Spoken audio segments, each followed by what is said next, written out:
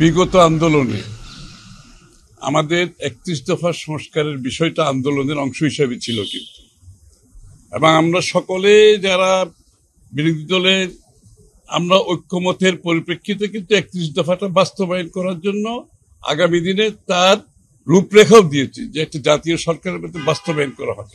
সুতরাং সংস্কারের বিষয়ে কারো মনে যদি কোনো সন্দেহ থাকে সেটা তাদের নিজস্ব সৃষ্ট সংকট, এখানে সংকটের কিছু আমরা দেখতে পাচ্ছি না। আর একটা কথা পরিষ্কার করা দরকার, সবাই বলছে যে ঐক্যমতের পরিপ্রেক্ষিতে সংস্কার হবে, সবার প্রস্তাব জমা হয়েছে এবং সেই বিষয়গুলো বিবেচনা করে কোথায় কোথায় ঐক্যমত হয়েছে সেটা নির্ধারণ করার জন্য এক সপ্তাহ বেশি সময় লাগার কোনো কারণ নেই, এবং সেটা নির্ধারণ করে যেখানে ঐক্যমত হয়েছে সে ঐক্যমতের পরিপ্রেক্ষিতে জাতীয় সনদ সই করে নির্বাচনের দিনকাল ঘোষণা করা অত্যন্ত প্রয়োজনীয়। আর ডিসেম্বরের মধ্যেও সময় লাগার কথা আমি ব্যক্তিগতভাবে মনে করি ডিসেম্বর পর্যন্ত যাওয়ারও দরকার হয় না।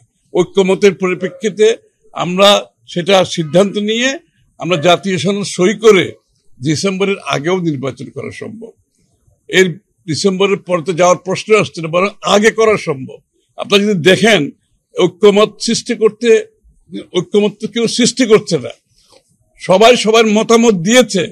সুতরাং যে সমস্ত জায়গায় ঐক্যমত হবে সেগুলো শুধুমাত্র আমরা সংস্কারের মধ্যে নিয়ে আসব, আর যেখানে ঐক্যমত হবে না সেগুলো নির্বাচনের পরে সবাই যার যার ম্যান্ডেটের জন্য আগামী নির্বাচনে যাবে এবং তাদের ম্যান্ডেট নিয়ে তারা সংসদে এসে সেটা পাশ করবে।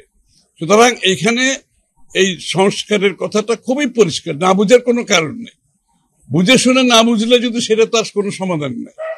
এটি অতি সত্বর আমরা সংস্কারের ঐক্যমত নির্ধারণ করে জাতীয় সনদ সই করে ডিসেম্বরের আগে নির্বাচনে যাওয়ার যথেষ্ট সুযোগ রাখা আছে, করা সম্ভব।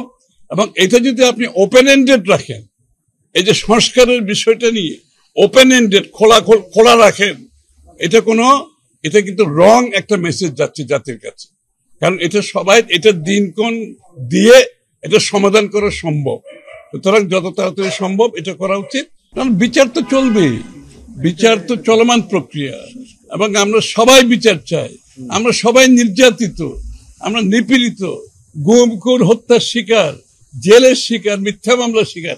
আমাদের চেয়ে বেশি বিচার আর কেউ যে চাইতে পারে সেটা তো বিশ্বাস করার কোনো কারণ নাই। আর বিচার করবে বিচার বিভাগ, সরকারকে উদ্যোগ নিতে হবে। এটা বিচার বিভাগ বিচার করবে, সরকারকে উদ্যোগ নিতে হবে। বিএনপি সহ আপনারা জানেন যে ৬২টি রাজনৈতিক দল ৩১ দফা রাষ্ট্র সংস্কারের ভিত্তিতে আন্দোলন করে আসছে। যেহেতু এখন পর্যন্ত বাংলাদেশে গণতান্ত্রিক ব্যবস্থা প্রবর্তন হয় নাই, কাজে আমরা মনে করি যে আমাদের আন্দোলন এখনো শেষ হয়ে যায়নি, এবং আমরা লক্ষ্য করছি যে বাংলাদেশে এখন নানান ধরনের ভূ রাজনৈতিক বাস্তবতায় নানান ধরনের ষড়যন্ত্র এবং তৎপরতা রয়েছে। সেক্ষেত্রে একটি অনির্বাচিত সরকারের হাতে কখনোই দেশের স্বাধীনতা সার্বভৌমত্ব নিরাপদ নয়। ডক্টর ইউনূস সাহেব একজন সম্মানিত ব্যক্তি, তিনি জাতির ক্রান্তিলগ্নে হাল ধরেছেন, আমরা তাকে সম্মান জানাই, আমরা তাকে রেসপেক্ট করি। তার সরকারকে আমরা সব দল সহযোগিতা করছি, এবং আমরা রাজনীতির মাঠে আন্দোলন সংগ্রাম, হামলা মামলা, জেল জুলুম, রক্ত দিয়ে সংগ্রাম করে আজকের এই পতন নিশ্চিত করেছি। আমরা মনে করি দেশের ভবিষ্যতের জন্য, গণতন্ত্রের ভবিষ্যতের জন্য ডিসেম্বরের মধ্যেই নির্বাচন হওয়া উচিত। ডিসেম্বরের পরবর্তীতে নির্বাচন গেলে সেটি দেশে আরেকটা সংকট তৈরি করতে পারে। আমরা নানান বাস্তবতায় আমরা সেটি পর্যালোচনা করেছি।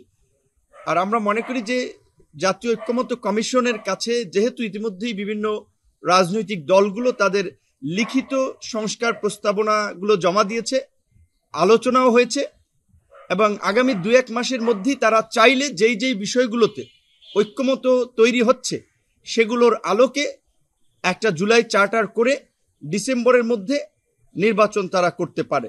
সেক্ষেত্রে এই জুলাই চার্টার ২-১ মাসের মধ্যে ঐক্যমতের ভিত্তিতে প্রণীত করে ডিসেম্বরের মধ্যেই নির্বাচনের একটা সুস্পষ্ট রোডম্যাপ আমরা চাই।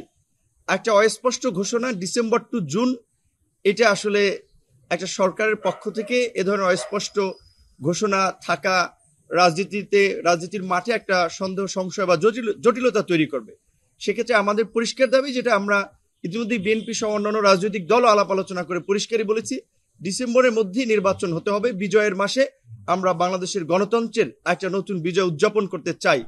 একই সাথে আওয়ামী লীগের যে রাজনৈতিক তৎপরতা আমরা দেখতে পাচ্ছি যে জুলাই অগস্টের পরে গত কয়েক মাস এটা না থাকলেও এই যে পুলিশ সহ বিভিন্ন বাহিনীর উচ্চ পদস্থ পদে রদবদল করা হচ্ছে, যেখানে রাষ্ট্রের একটা স্থিতিশীলতা আসবে, বরং আমরা দেখি সেখানে আওয়ামী লীগের রাজনৈতিক কর্মকাণ্ড কিন্তু বাড়ছে, তাদের নানান ধরনের তৎপরতা চলছে। এটা সরকারের দুর্বলতার কারণে হচ্ছে। সেক্ষেত্রে ফ্যাসিবাদের বিচার করা কিংবা আওয়ামী লীগকে নিষিদ্ধ করার প্রশ্নে সরকারের পক্ষ থেকে শক্তিশালী ভূমিকা আমরা দেখতে পাচ্ছি না। বরঞ্চ সরকারের, আপনারা শুনেছেন এর আগে বলা হচ্ছিল যে বিএনপি না চাইলে তো হতে পারে না, সেখানে বিএনপির অবস্থান পরিষ্কার করেছে। কাজে আওয়ামী লীগ এবং ফ্যাসিবাদীদের নিষিদ্ধ করার প্রশ্নেও আমরা সরকারের একটা শক্ত পদক্ষেপ আশা করছি। একই সাথে এই সরকার যেহেতু একটি নিরপেক্ষ সরকার, যেহেতু ছাত্র আন্দোলনের নেতৃত্বে থাকা নেতাদের একটা অংশ একটা দল গঠন করেছে, এখানে মিডিয়া সহ সবাই যেভাবে একটা ন্যারেটিভ দাঁড় করানোর চেষ্টা করছেন যে এই ছাত্ররা গণ অভ্যুত্থান করেছে বা গণ অভ্যুত্থানের নেতা, এই গণ অভ্যুত্থানে বৈষম্য বিরোধী ছাত্র আন্দোলনের ছাত্র দল ছিল, শিবির ছিল, ছাত্র অধিকার পরিষদ ছিল, ছাত্র ইউনিয়ন ছিল, দলমত নির্বিশেষে সকল ছাত্ররা ছিল। সেখানে ছাত্রদের একটা ক্ষুদ্র অংশ তারা সরকারে গিয়েছে, সেটাও আমরা সমর্থন করেছি। কিন্তু এখন যেহেতু তারা একটি রাজনৈতিক দল গঠন করেছে, তাই সরকারের নিরপেক্ষতার জন্য এই দুই ছাত্র উপদেষ্টার পদত্যাগ করা জরুরি। এবং আমরা এটাও বলতে পারি, বিএনপির সাথে আমাদের আলোচনা হয়েছে, গণ অধিকার পরিষদের পক্ষ থেকে শীঘ্রই যদি ছাত্র উপদেষ্টারা স্বেচ্ছায় পদত্যাগ না করে কিংবা প্রধান উপদেষ্টা এই বিষয়ে ব্যবস্থা না নেয়, গণ অধিকার পরিষদের পক্ষ থেকেও